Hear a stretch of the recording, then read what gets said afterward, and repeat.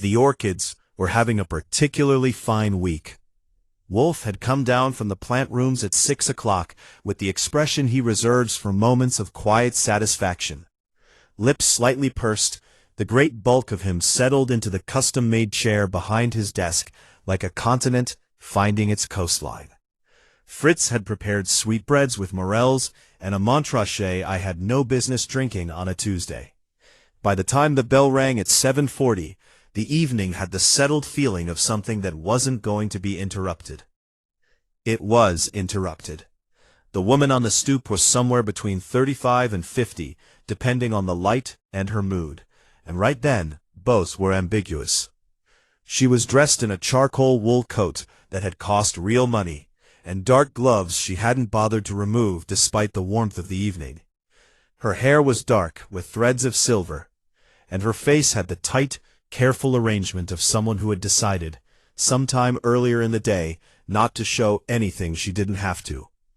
I led her in, took her coat, and showed her to the red leather chair across from Wolfe's desk. She sat without being invited, which I noted. People who sit without being invited are either very frightened or very accustomed to having chairs available to them. I wasn't sure yet which applied. "Mr. Wolfe," she said without preamble. "My name is Constance Aldermore. I am the widow of Gerald Aldermore. Gerald was, until 8 days ago, the senior partner of Aldermore, Payne and Kessler, one of the oldest investment firms in New York. 8 days ago, he was found dead in his office at 11 o'clock in the morning, having apparently suffered a heart attack." Wolfe's eyes, which had been half-lidded in the manner he adopts when he's decided not to look interested, opened a fraction. "Apparently," he said. "Yes." She folded her hands in her lap. The gloves were still on. "The medical examiner agrees. Heart failure. Gerald had a history of cardiac difficulty. No one has questioned the finding. But you question it." "I do not merely question it, Mr. Wolfe. I know it was murder. And I know that the man who killed him is still sitting in Gerald's office, conducting Gerald's business, and sleeping perfectly well at night." There was a pause. Wolfe looked at her for approximately 4 seconds, which, from him, is a considerable investment of attention, and then said, "You will explain that." She did.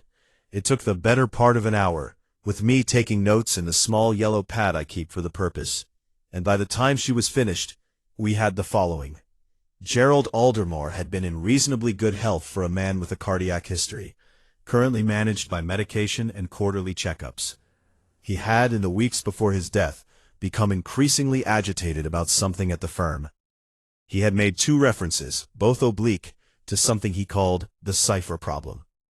He had told his wife, in what turned out to be their last private conversation, that if anything happened to him, she should look for a document hidden in the pages of a book in his study. He had not said which book. He had not said what the document contained. "He died before he could tell me more," Mrs. Aldermore said. "I have searched the study, all 312 volumes. I found nothing." "And the partners?" Wolfe asked. "Reginald Payne and David Kessler. Both have expressed the appropriate grief. Payne organized the memorial. Kessler sent flowers to the funeral. Both have been considerate, helpful, and utterly opaque. You have no evidence of murder." "I have my husband's words, which are evidence of apprehension, not of homicide." She looked at him steadily. "My husband did not apprehend things without cause, Mr. Wolfe. He was a cautious man, a precise man. When Gerald said something was wrong, something was wrong." He picked up his glass of beer. Fritz had brought the second bottle 20 minutes earlier, and took a long, slow sip. His eyes closed. I watched his lips move almost imperceptibly, the way they do when he's sorting something. The orchids on his desk, a spray of Miltoniopsis in cream and burgundy, seemed to lean slightly toward him, as though curious. "The cipher problem," he said finally. He used those words precisely. Not a cipher, or some figures, or an accounting matter. The cipher problem. Precisely. And he was a man of precise language. "His briefs," she said, with the ghost of something that might have been affection, were legendary in the industry for their precision. Wolfe set down his glass. He looked at me. I kept my face neutral, though I knew what was coming. "Archie," he said, "our fee." "You haven't heard it yet," Mrs. Aldermore said. "It will be adequate," Wolfe said, without concern. "It always is when the client is in earnest. You are in earnest. I can see it in the way you're still wearing your gloves. People remove gloves when they are comfortable. You have not allowed yourself to be comfortable since you arrived, which means you are still deciding whether you can trust me with whatever it is you haven't told me yet." She looked at him for a moment. Then she pulled off the right glove, and then the left. In the left palm, folded into a small square, was a piece of paper. "I found this," she said, "in Gerald's jacket pocket. The jacket he was wearing when he died. The police returned his effects. I don't know what it means." I crossed the room, took the paper, and brought it to Wolfe. He unfolded it with the deliberate care of a man who knows that paper, unlike people, doesn't respond well to being rushed. On it, in neat, precise handwriting, Gerald Aldermore's presumably, were 8 lines of letters and numbers arranged in 2 columns, with no apparent pattern, punctuation, or heading. Below them, a single word: Phalaenopsis. Wolfe looked at it for a long time. "Phalaenopsis," he said. "The moth orchid. One of the most common in cultivation." He set the paper down. "Mrs. Aldermore, I will take your case. Archie will discuss the financial arrangements. I want a complete list of everyone who had regular access to your husband's office in the last 3 months, everyone who attended the last 4 board meetings of the firm, and the name of his personal physician."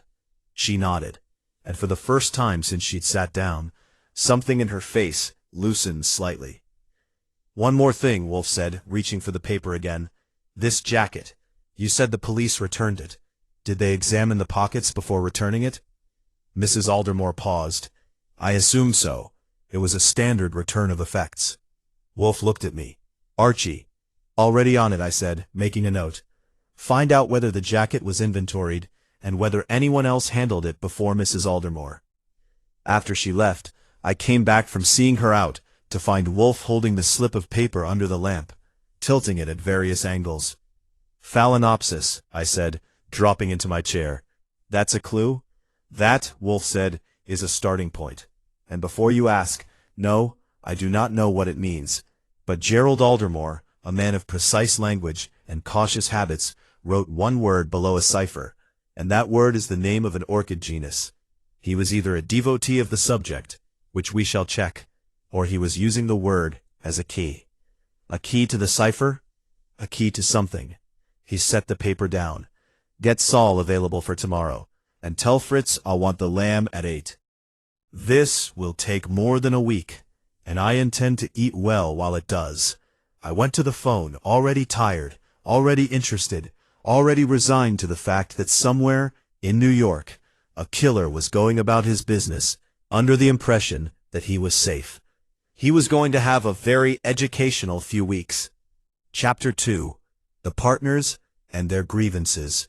Saul Panzer showed up at 9 the next morning, which is how I knew Wolfe was serious. Saul doesn't come in at 9 for cases he considers routine. Saul comes in at 9 when the thing smells like money and complexity, which, as it happened, this one did. I briefed him in the kitchen over Fritz's coffee, which is the only coffee in New York worth drinking before 10 o'clock. Saul listened with his head tilted slightly, the way a very attentive sparrow might consider a breadcrumb. He has the kind of face that looks like it was designed for a smaller person, compact, watchful, expressionless at rest, and extraordinarily expressive in motion. He is the best operative in the city, and Wolfe treats him accordingly, which is to say he tells him things he doesn't bother to tell me. "The firm," Saul said when I was done, "Aldermore, Payne and Kessler. Founded 1961 by Gerald's father. Gerald took over in 1989. Reginald Payne joined in 94. David Kessler in 2001. So Payne's been there longer. Longer, but Gerald had controlling interest. It was a family firm in the original sense. Payne and Kessler were partners by invitation and held a combined 40%. Saul nodded. "What do you want me on?" "Background on both partners." I want to know about money, specifically whether either of them has had financial difficulties in the last 2 years. I also want to know about the firm's recent performance. Mrs. Aldermore says Gerald was worried about something. Worried men who run investment firms usually have a reason that shows up in the numbers. He left at 9:30. I called Inspector Kramer's office and left a message with Sergeant Stebbins, asking whether the Aldermore death had been reviewed by anyone other than the medical examiner. Stebbins said he'd have to check. That meant Kramer would call me back either annoyed or curious, and either way, I'd get information. Reginald Payne arrived at 2 o'clock precisely. He was a man of about 60, tall and thin in the way of men who have always been thin and consider it a virtue. His suit was charcoal, a better charcoal than Mrs. Aldermore's coat, and his tie was a dark burgundy silk. He had the practiced ease of someone who conducts difficult conversations for a living, and he walked into the office with the specific kind of comfort that comes from never having had to apologize for anything. "Mr. Wolfe," he said, taking the red leather chair without waiting. "Mrs. Aldermore's note said you were looking into Gerald's death. I'll tell you what I told the police. It was a tragedy, but not a mystery. Gerald's heart was a ticking clock. We all knew it." "You were fond of him," Wolfe said. Payne paused. It was a small pause, the kind most people don't notice. I noticed. "Of course. 30 years is a long partnership. 29, but yes. You were surprised by his death." "Shocked. There's a difference." "Indeed there is." Wolfe laced his fingers across the arc of his belly. He does this when he's being patient, which is his most dangerous mode. "Mr. Payne, in the 6 weeks before his death, was Mr. Aldermore behaving differently?" "He was under stress." "What kind?" Payne reached for his jacket pocket and thought better of it. "A man who'd quit smoking recently, I guessed. Or someone who needed a moment to think and was disciplined enough not to take it obviously. Gerald was always under some kind of stress. That's the nature of the business.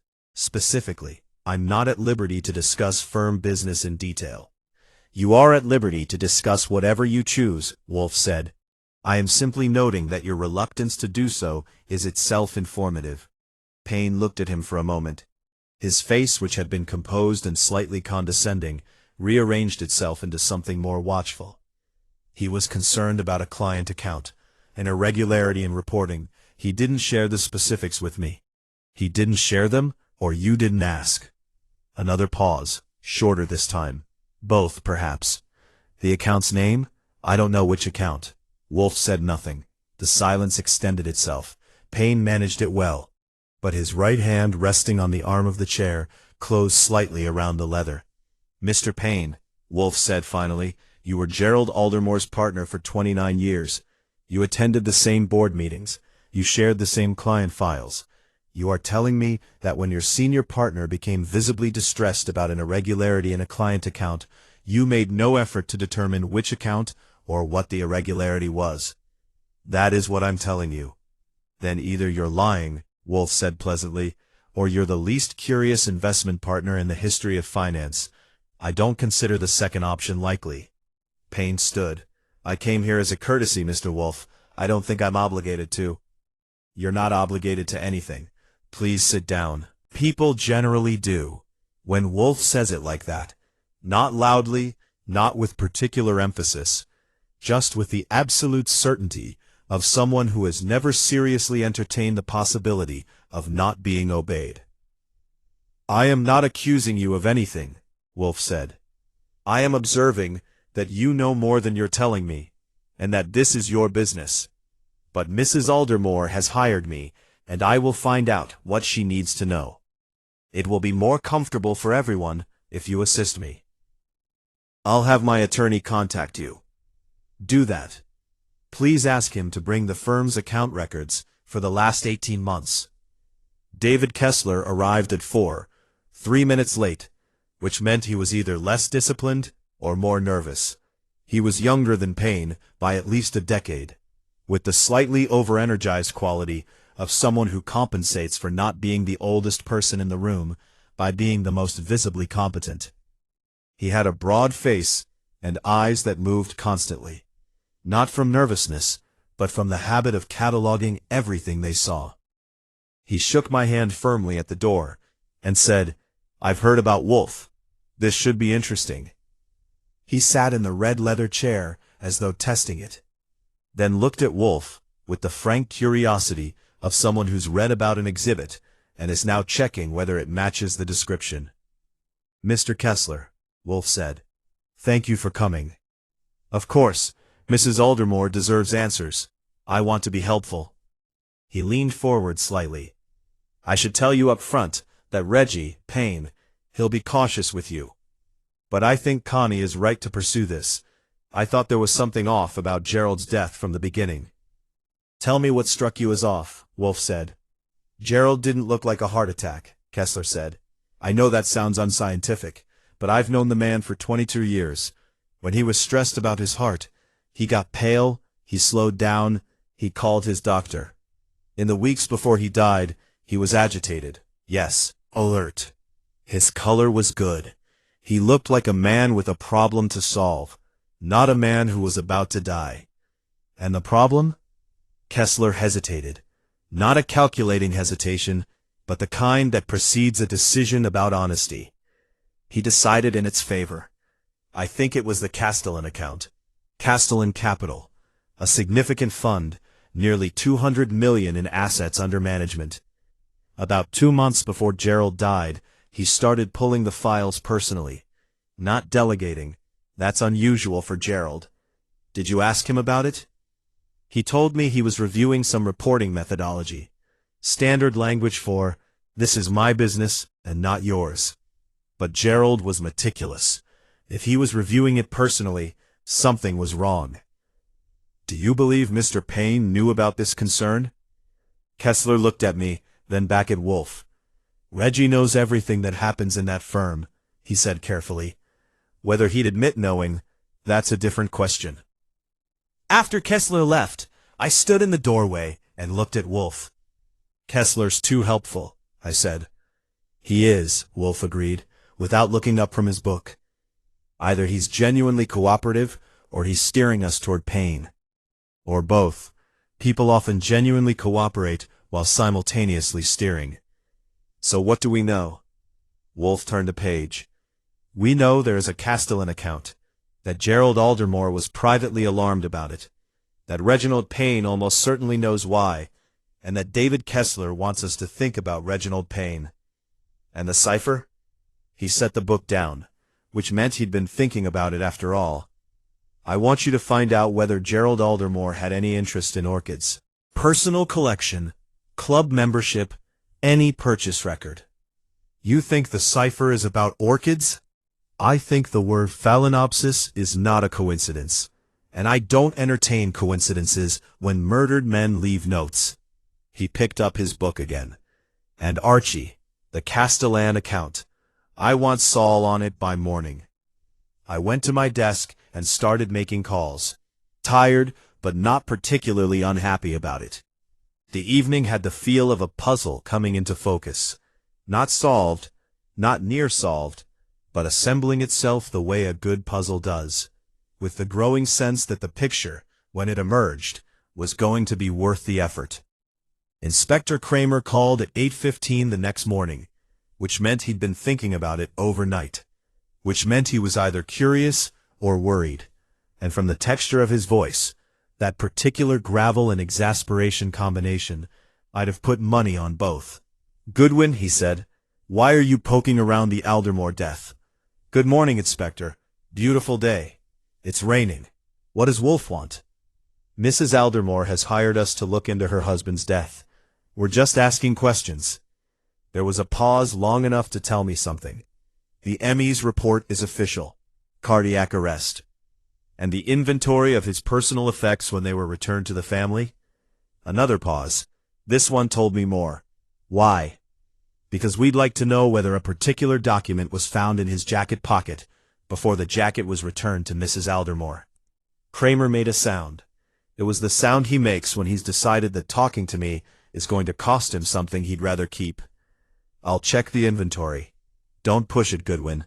If Wolfe thinks there's something here, he can tell me directly. He'd be delighted. Come for dinner. I took that as a maybe. Saul called at 9 with the first part of the financial picture. The Castellan Capital account had reported returns approximately 4 to 6% higher than the firm's comparable accounts over the same 3-year period. Consistently higher. Not dramatically, just enough to keep clients happy without attracting the kind of attention that a dramatic outperformance would bring. How much money are we talking about? I asked. In excess fees, somewhere between 2 and 4 million over 3 years, Saul said. Maybe more. Depends on how they structured it. I brought it upstairs to Wolfe at 11, when he descended from the orchids and settled behind his desk. He listened with his eyes closed, which means he's actually paying attention. So, I said, Aldermore discovers that the Castellan account numbers have been manipulated. He starts pulling the files himself. He tells his wife there's a cipher problem. He hides a document, and then he dies. And the cipher on the paper, Wolfe said, which we still cannot read. Right. He opened his eyes. We know more than that. Gerald Aldermore had, according to Mrs. Aldermore, I called her this morning, no particular interest in orchids. He did not grow them, did not collect them, did not attend any horticultural events. So he used it as a word, not a thing. As a code word, yes. He tapped the slip of paper in its evidence envelope. The photographs of the office, I want them, not the ME's photographs. The room itself, as first officers found it. How am I supposed to get that? However you usually accomplish things, I declare impossible. I called Kramer back. Kramer sent over a photograph set, not graciously, and not without extracting a promise that Wolfe would briefing him when we had something solid. We spread 8 photographs on the desk at 2 o'clock. The bookshelves stopped me. The books were arranged precisely, spines aligned, everything neat. Everything, that is, except one shelf near the window, where 4 books were slightly out of alignment, their spines pushed back perhaps 1/4 of an inch relative to the others. Someone searched the shelves, I said, after Aldermore died and before the officers arrived. Or during, Wolfe said. The office was locked. The searcher either had a key or left through another means. I looked at the photographs again. The window on the south wall had its latch in the wrong position. It should have been fully locked. It wasn't. There's your exit, I said. Yes. He looked at me mildly. The building has a decorative ledge at the first floor line, and a maintenance door in the alley. He knew the building.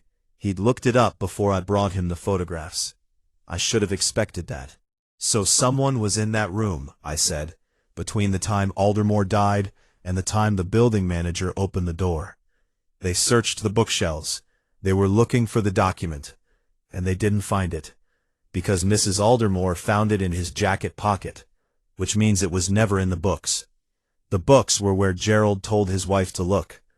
But Gerald had apparently changed his hiding place, or was caught before he could hide it in the books. Wolfe looked at me with something approaching approval. Yes, that is the other possibility. He intended to hide it there.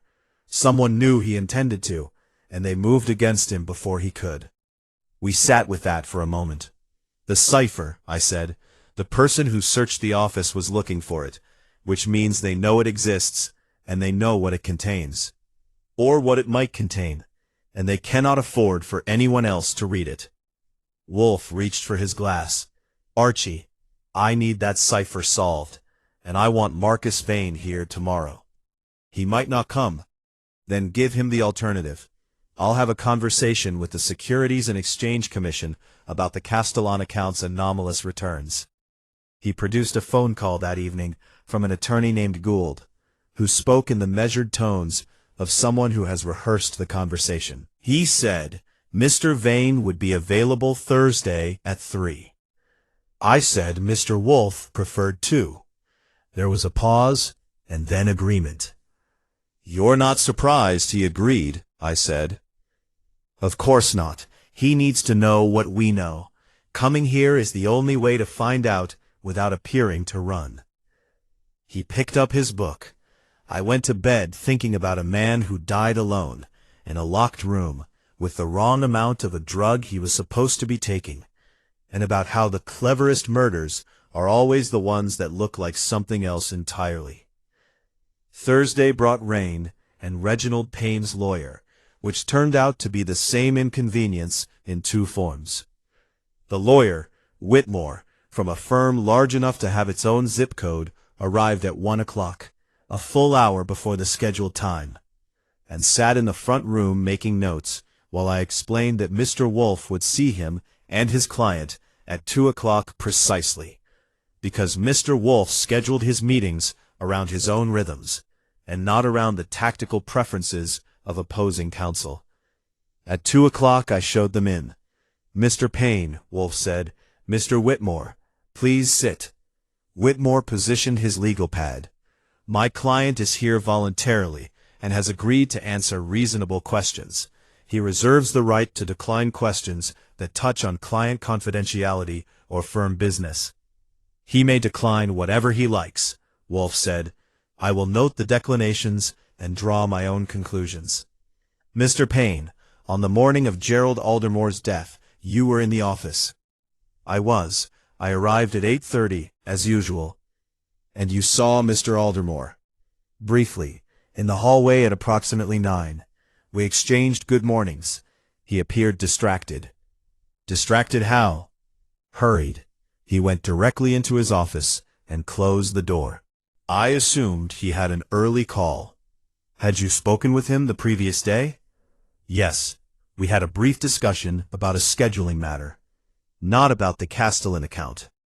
Whitmore said, "Mr. Payne isn't—" "I'm asking whether they discussed the Castellan account," Wolfe said, still looking at Payne. "Did you?" Payne said no. The word came out half a second faster than his other answers had. I wrote it down. "When did you last discuss the Castellan account with Mr. Aldermore?" "Approximately 3 weeks before his death." "And the substance of that discussion?" Gerald indicated he was reviewing the account's reporting methodology. "I told him to keep me informed." "Did he?" "He did not." "Did you pursue it?" Payne's jaw moved very slightly. I was aware that Gerald operated in his own way on client matters he considered personal. I did not press him. "Mr. Payne," Wolfe said, and his voice went to the register it uses when the pleasantries are over. "You have been a partner in this firm for 29 years. You are telling me that when your senior partner began a private review of a $200 million client account and made no report for 3 weeks, you asked him once and then dropped the matter. I'm telling you, I know what you're telling me. I am noting that it is inconsistent with every description I have received of your management style, your professional temperament, and your relationship with Mr. Aldermore." Wolfe paused. "I believe you knew what he had found. I believe you were involved in what he had found. And I believe you chose to present yourself as incurious, because the alternative is to present yourself as implicated." Whitmore stood. "That's accusatory." "It's analytical," Wolfe said mildly. "If it's inaccurate, Mr. Payne, you will have every opportunity to prove it." "Payne is welcome to say so." Payne looked at his lawyer. Something passed between them. Then Payne said, "I want to be clear that I had nothing to do with Gerald's death." "Noted. Do you know who did?" Whitmore put his hand on Payne's arm. "This meeting is over." They left at 2:30, 30 minutes exactly. Marcus Vane arrived at 3 on the dot, without a lawyer, which was either confidence or carelessness. He was tall, with dark eyes that moved between objects with the quick precision of someone cataloging threats. He wore a blue suit and a watch that was probably worth more than my annual salary, worn with the casualness of a man who's forgotten it's expensive. He looked at the office with curiosity, not nerves. "Mr. Wolfe, I've been told you're the best private detective in the country. I believe that's an overstatement, but I appreciate theater." "You're welcome to revise your assessment when we're done," Wolfe said. "Sit down." "The Castellan account," Wolfe said. My account with Aldermore's firm. What about it? Mr. Aldermore was reviewing it privately in the weeks before his death. He used the phrase, cipher problem. He was dead within 3 weeks. Vane nodded slowly. You're implying the review was related to his death. I'm noting a sequence of events. The implication may be yours. Then I'll decline to make it. He leaned forward slightly. Look, Mr. Wolfe, I'll be straightforward with you, because I think you'll find out anyway. Gerald Aldermore came to me 6 weeks ago, in person, not by phone. He told me he'd found an anomaly in the account reporting. Returns that appeared in our statements that did not correspond to actual portfolio performance. Wolfe was very still. Go on. He believed someone was inflating the reported returns on my account and skimming the management fee differential. On a fund my size, that's a significant sum over time. Who did he believe was responsible? He didn't say.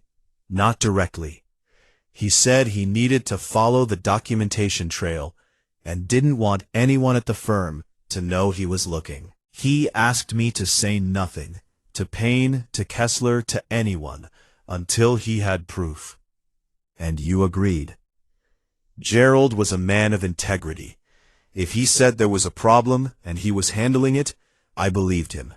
Then he died, and I said nothing, because he'd asked me to, and because if he was right about what he found, the person responsible would know the moment attention fell on the account. You believe he was killed? Vane looked at him steadily. I'm a financial professional.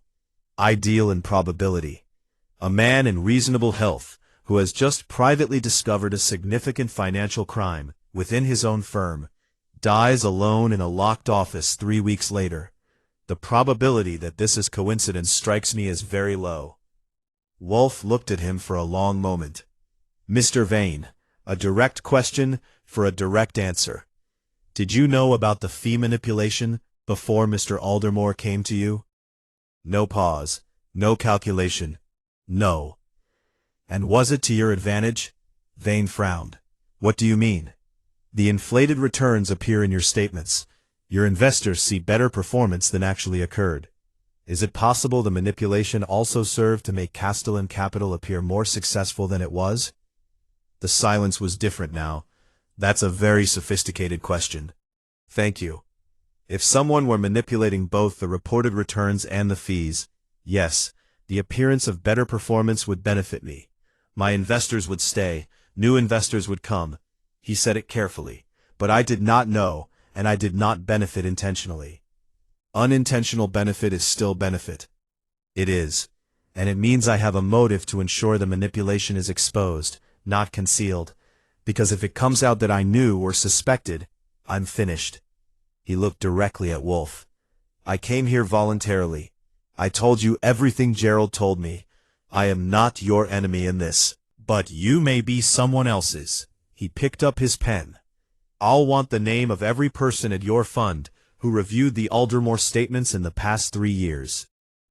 After Vane left, I sat down across from Wolfe. He was staring at the middle distance, in the way that means the gears are fully engaged. Payne knew, I said. Payne knew. Kessler? Possibly. But the fee manipulation had to be executed at the trading level, which is Kessler's domain. The cipher.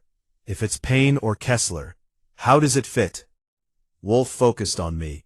Gerald documented what he found. Not on a firm computer. Those can be accessed. Not in a standard folder. Those can be found. He constructed a cipher, used a key word, and hid the result. If we can read the cipher, we know exactly what he knew, and we know exactly why he had to be silenced. Which means we need a cryptographer. Which means we need Lon Cohen, Wolfe said, naming the Gazette source for everything uncomfortable. He knows someone at Columbia who specializes in historical codes. I want that cipher read by Monday. I was already reaching for the phone. Lon Cohen's contact at Columbia turned out to be a woman named Dr. Patricia Hess, who taught in the Applied Mathematics department and had what Lon described as a fondness for puzzles that pay. I took her to lunch on Friday, and she looked at the cipher for 3 minutes while ignoring her appetizer. "This is a Vigenère variant," she said. "Modified. The numbers in the right column correlate with the letters in the left through a numerical offset applied to the standard alphabet. The key word determines the offsets." "The key word," I said, "might be Phalaenopsis." She picked up a pencil and started writing on the corner of her napkin. 7 minutes later, she slid it across the table. The cipher decoded to a sequence of 6 alphanumeric strings, each preceded by a date, running from 14 months ago to 4 months before Aldermore's death. The strings were account numbers and transfer amounts. 3 separate wire transfers, each between $400,000 and $900,000, from a holding account at the firm to an account at a bank in the Cayman Islands. Below the transfer records, in Gerald Aldermore's precise handwriting, were 3 words: RP authorization confirmed. RP, Reginald Payne. I called Wolfe from a payphone and read him the decoded cipher. There was a silence of approximately 8 seconds. Then Wolfe said, "Come home." On the way back downtown, I thought about Reginald Payne in his charcoal suit and his burgundy tie, conducting Gerald Aldermore's business in Gerald Aldermore's firm. I thought about 29 years of partnership and what it takes to decide that 29 years is worth less than $2 to $4 million. I thought about the locked office and the window with the unlatched lock, and about the specific cruelty of using a man's own medication against him. When I got back, Wolfe had the firm's client directory spread on the desk and was working through it methodically. He looked up when I came in. "RP authorization confirmed," he said, as though tasting the words. "But we need more than a private cipher that Payne's lawyer will argue was constructed by a distressed man looking for someone to blame. We need the actual transfer records verified. We need the Cayman account. We can't get the Cayman account. The SEC can. If those strings correspond to any registered accounts, the SEC can subpoena the records." He set down the directory. "But I don't want to do that yet." "Why not?" "Because Payne will be notified, and Payne will act. I don't know yet which action he'll take. I need him in this room first." "And Kessler?" "Kessler is more complicated." He looked at the directory. "Archie, when Kessler spoke with you, did he volunteer the name of the Castellan account unprompted?" I thought back. Yes, he brought it up himself. "And he directed our attention to Payne." Yes, and yet the cipher says RP authorization confirmed, not RP alone. The fee differential had to be executed at the trading level, which is Kessler's domain. I stared at him. "You think they were both involved?" "I think the possibility deserves investigation." He stood. "I want Saul to check Kessler's personal finances. Same scope, 2 years. And I want to know whether either man was in the building on the morning Gerald Aldermore died." Saul called it 6, with Kessler's financials. Unremarkable on the surface. A man living at the upper comfortable edge of his income. But 8 months ago, Kessler had made a cash purchase of a property in Connecticut, a property worth just under $800,000. No mortgage, no loan documentation, cash. I brought the news to Wolfe. He received it without visible satisfaction. He considers visible satisfaction premature until the case is complete. But the slight adjustment of his posture suggested he'd now placed the last piece of a preliminary framework. "Both of them," I said. "Almost certainly. But how he killed Gerald." He looked at the middle distance. A locked office, a key in the desk drawer, a window latched incorrectly. A man with a cardiac history who was, by all accounts, not exhibiting cardiac symptoms. He paused. Dr. Feld said the cardiac arrest presented rapidly. No distress call, no phone to 911. He was found at his desk, as though he'd simply stopped. I went cold in the way you go cold when the picture shifts. Something induced it. Gerald was on 2 medications for his heart. Both were prescribed and managed by Dr. Feld. Both, if administered in excess, could precipitate exactly the kind of rapid cardiac event that was observed. He looked at me. Did Payne or Kessler have access to his medication? If either of them was in his office, or if someone was in his coffee. Fritz appeared in the doorway and announced dinner. Wolfe rose immediately. He observes dinner with the seriousness of a religious observance. And I followed, because there's no discussing a case while Wolfe is in transit to a meal. But over dinner I thought about what Wolfe had just said. Someone in the coffee. A medication overdose designed to look like a natural event in a man with cardiac history. Administered in a way that left him no time to respond. And then a locked door. Locked from the inside, which required either a second person who left through the window, or some mechanism for locking a door from outside that left it appearing locked from within. The kind of thing that in reality took planning, and nerve, and certainty that the victim was a man who kept his key in his desk drawer. After dinner, I asked Wolfe about the door. The building has a style of interior office door common in older Manhattan commercial buildings. Spring latch, with a thumb turn on the inside, but there is a secondary mechanism, a small interior lever sometimes called a hotel latch, that can be set to engage the spring lock automatically when the door closes. So if you set the hotel latch and pull the door shut from outside, the door locks itself and appears to be locked from within. He opened his book. It requires knowledge of the specific hardware. It requires someone who has been in that office enough times to know the mechanism exists. A partner, I said. A partner, he agreed. In the morning I had a message from Orchid Cipher. A security guard had logged a visitor at 8:52 on the morning of Aldermore's death for the Aldermore suite. Payne. But the signature didn't match the samples I'd provided. It was similar, but not identical. It wasn't Payne who'd signed in at 8:52. It was someone signing as Payne. Sunday is, in theory, a day of rest at the brownstone. In practice, on the Sunday before Wolfe gathers his suspects, it is a day of thinking, which for Wolfe looks from the outside like rest, but produces more mental activity per square inch than most people manage in a calendar quarter. He spent the morning with his orchids. He came down at 11, and spent the early afternoon reading a Dutch monograph on Byzantine siege engineering. He had 2 beers. He did not speak about the case. At 4 o'clock, he set the book down. Archie, the signature that wasn't Payne's, what did it look like? I had the photocopy from the security log. Similar letter forms, not identical. The R was more angular than Payne's. The P was slightly narrower. Someone who'd studied Payne's signature and approximated it. Or someone who knew Payne's signature style without having specifically practiced copying it. Like someone who's read his documents for 20 years. Kessler, Wolfe said, not a question. He's the one with trading access. He could have executed the Castellan transfers under Payne's authorization codes. And he is the one who gave us Payne's name, which suggests he knew we would look at Payne, which suggests he had reason to believe that looking at Payne would not immediately surface himself. He closed his eyes.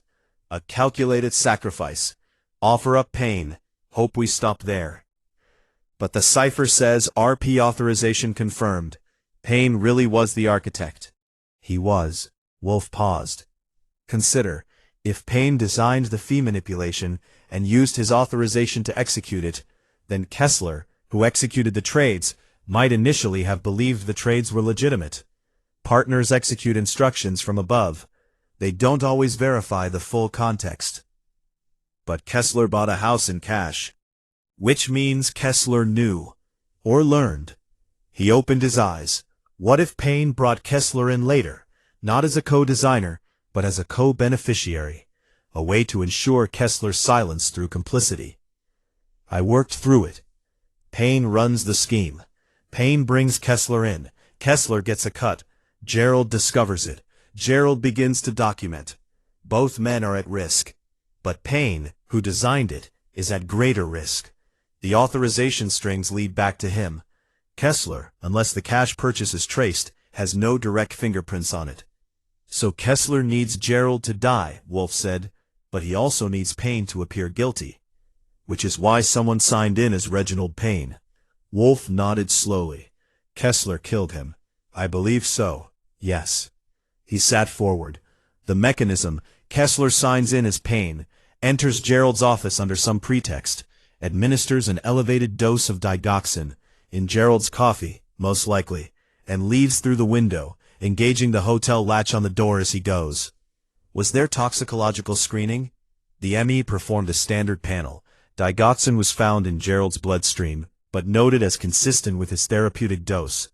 Because the medical examiner knew he was on digoxin. The level was marginally elevated, but within a range that, given stress and the morning's exertion, was not flagged. Can we retest? The body has been interred. However, Dr. Feld has records of Gerald's regular digoxin levels from 18 months of checkups. If we can obtain a formal retesting of any preserved biological samples from the ME's office, and if those levels are significantly higher than Gerald's established baseline, we have medical evidence of poisoning. That requires Kramer. That requires Kramer. He looked at me. Call him. To his credit, he listened to everything before he said a word. What he said was, "You're telling me the ME missed a homicide." I'm telling you the ME made a reasonable call given the information available, and there may be information that changes the picture. When does Wolfe want the confrontation? Wednesday. Fine. I'll have someone there. A pause. Goodwin, you're sure about Kessler? I thought about the signature in the security log, the careful approximation of Reginald Payne's handwriting, the cash farmhouse, the 20 years of proximity that let a man know exactly how a colleague signed his name, and exactly how the lock on a partner's office door worked. I'm sure enough, I said. After I hung up, I sat at my desk and thought about David Kessler arriving at 4 o'clock with his quick, cataloging eyes, testing his chair like a man checking for an exit, saying, "I've heard about Wolfe, this should be interesting," volunteering Castellan's name, pointing us toward Payne. The most helpful person in the room is not always the most honest. In my experience, they're often the least. The thing about really careful killers is that they are, by temperament, planners. They need the plan to unfold as designed. They need the detective to follow the path they've laid.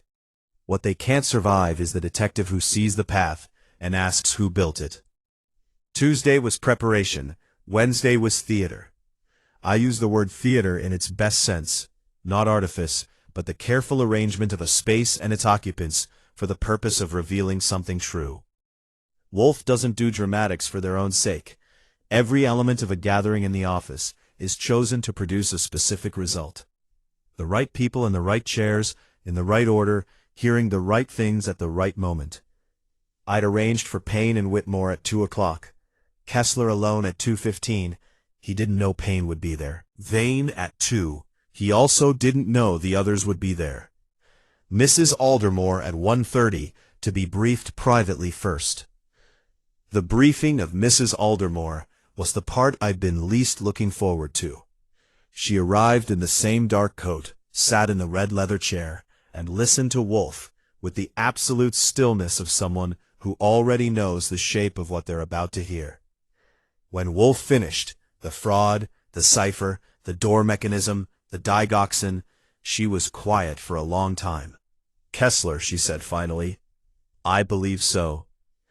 David was always at the house, at dinners. He spent Christmas here, 2 years ago, when his mother was ill, and he had nowhere to go. She stopped. Gerald trusted him completely. "Yes," Wolfe said. "That is why he was trusted with the trading execution, and why he knew enough about the office layout to use the window, and enough about the door hardware to use the latch." He paused. "I am sorry." She looked at him. I think it may have been the first time anyone had offered her straightforward condolence, without calculation or professional distance, since her husband's death. She accepted it with a small nod. "What do you need from me today?" she asked. "Composure," Wolfe said, "and silence until I tell you otherwise." By 2 o'clock, the office held 6 people, arranged with the care of a man setting a table for a formal dinner. Mrs. Aldermore in the small chair to the left, Payne and Whitmore on the small sofa, Vane in the wing chair near the window, Kessler in the red leather chair, the central chair, the one Wolfe always put the principal person in. and Saul Panzer, standing near the bookcase with a coffee cup, and the expression of a man who has no opinion about anything. I had confirmed with Kramer that morning.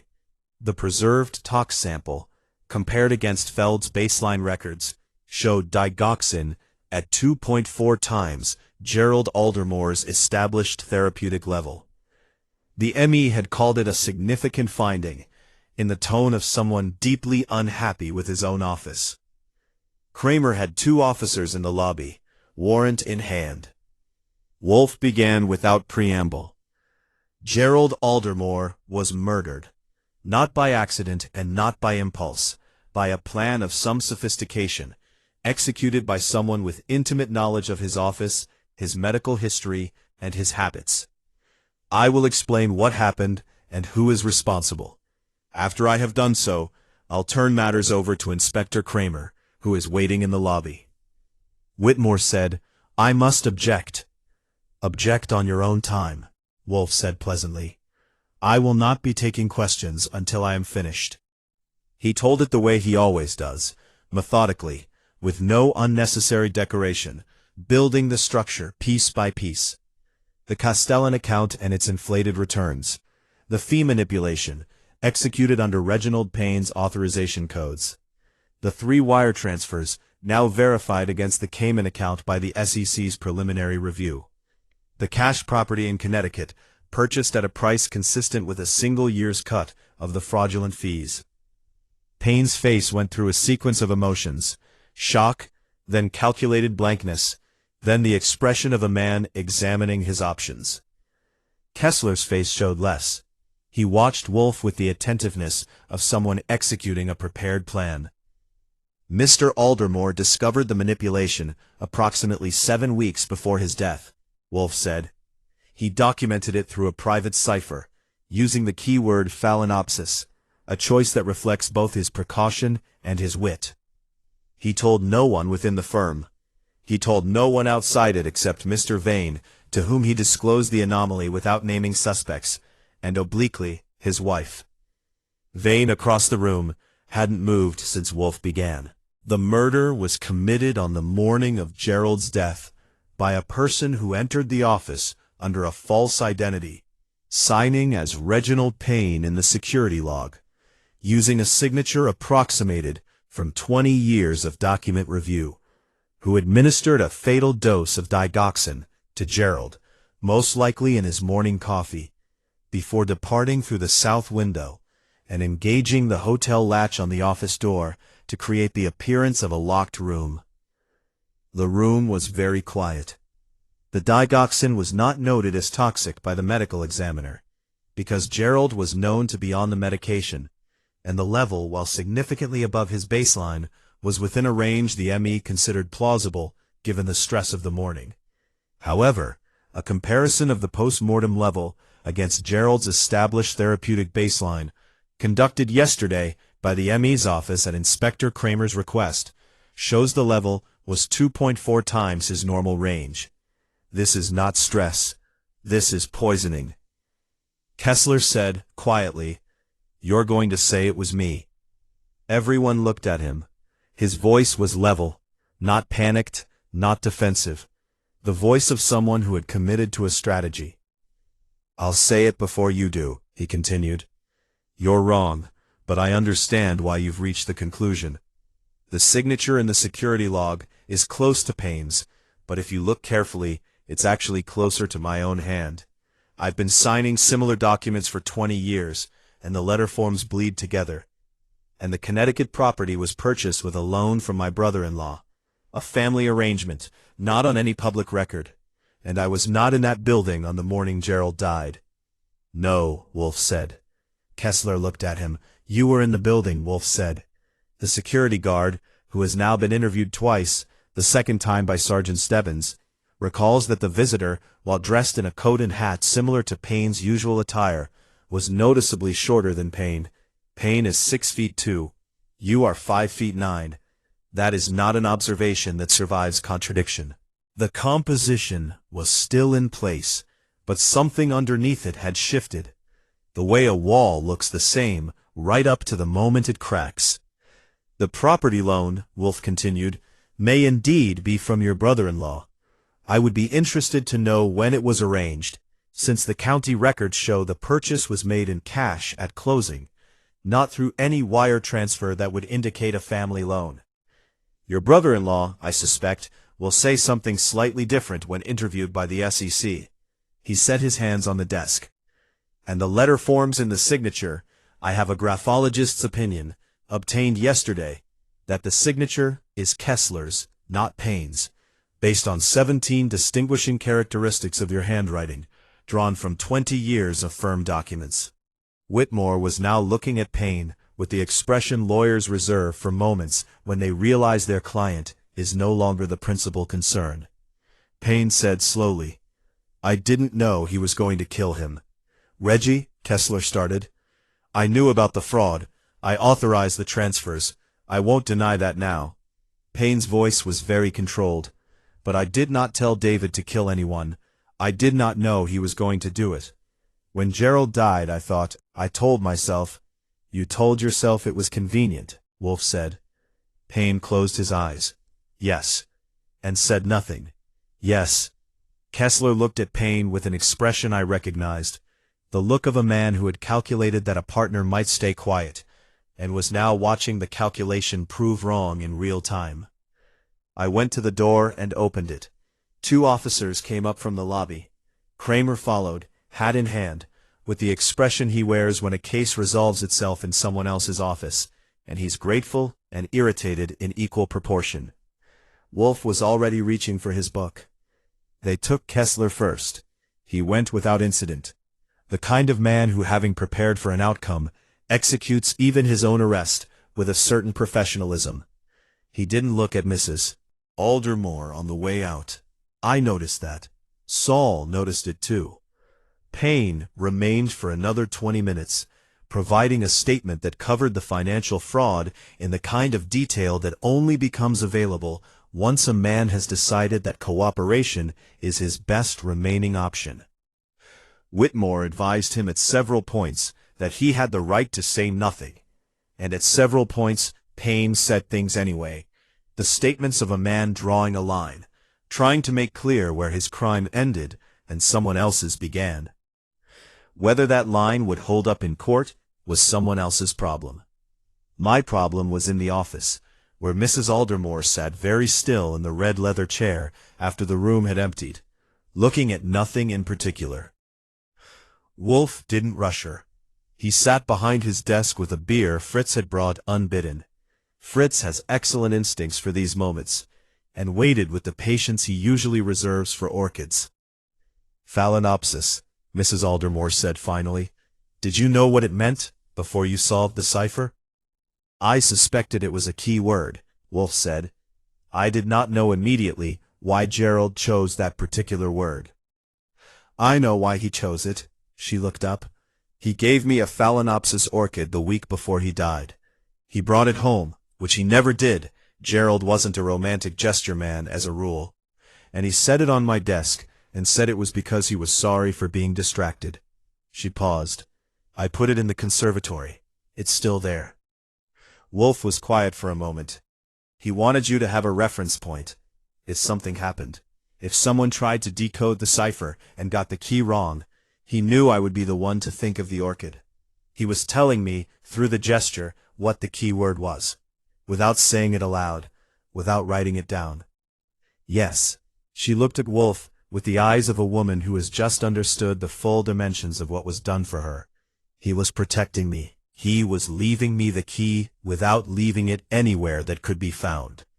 We sat with that for a while. Marcus Vane left quietly, pausing to shake Wolfe's hand, which Wolfe accepts when he considers it merited, with the look of a man who had narrowly avoided a much larger disaster, and was appropriately, if quietly, relieved. After Mrs. Aldermore left, Saul walked her down. I came back and sat across from Wolfe. Kessler will argue diminished culpability, I said. He will argue whatever his lawyer advises. It won't help significantly. Wolfe opened his Byzantine monograph. The graphologist's report, the guard's identification, the talk's results, and Payne's statement are individually suggestive and collectively sufficient. Payne's involvement makes it complicated legally. Payne was the architect of the fraud. He will face charges for that. Whether those extend to complicity in murder will depend on what the prosecution makes of his decision to stay silent when Gerald died. That's Kramer's problem, and the district attorney's. He turned a page. I find it adequately resolved. I watched him read for a moment. The office had the particular settled quality it always gets when a case has concluded, and the brownstone has returned to being simply a house.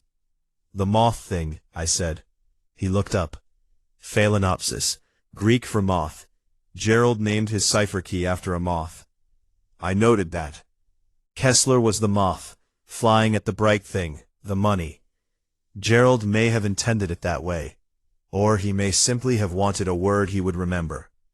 He looked at the orchid spray on his desk, the Miltonopsis in cream and burgundy, with the particular affection he reserves for the flowers, which is warmer than the affection he shows most people. Moths are also navigators. They use the moon. It is only artificial light that confuses them, that draws them to things that burn. So Gerald was calling Kessler a man confused by artificial light. Or he was calling himself that. Wolfe set the book down and looked at me directly. Gerald Aldermore built a firm with Reginald Payne. He trusted him with 29 years. That trust made him slow to see what Payne was doing. He noticed the anomaly only when the numbers became impossible to explain. By then, Kessler was already inside it. The moth navigates by the moon.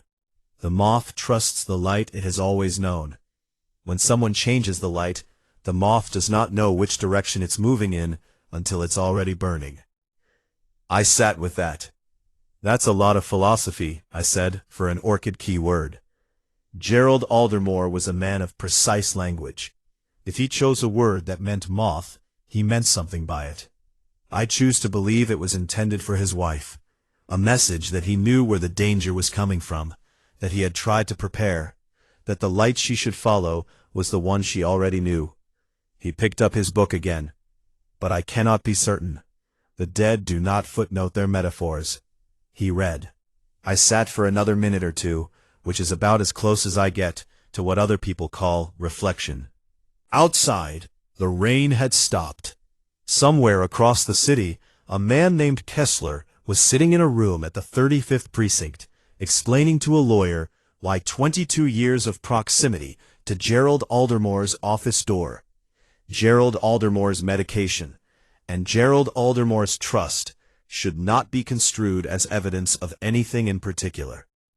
I doubted he was finding the argument as persuasive as he had when he'd first constructed it.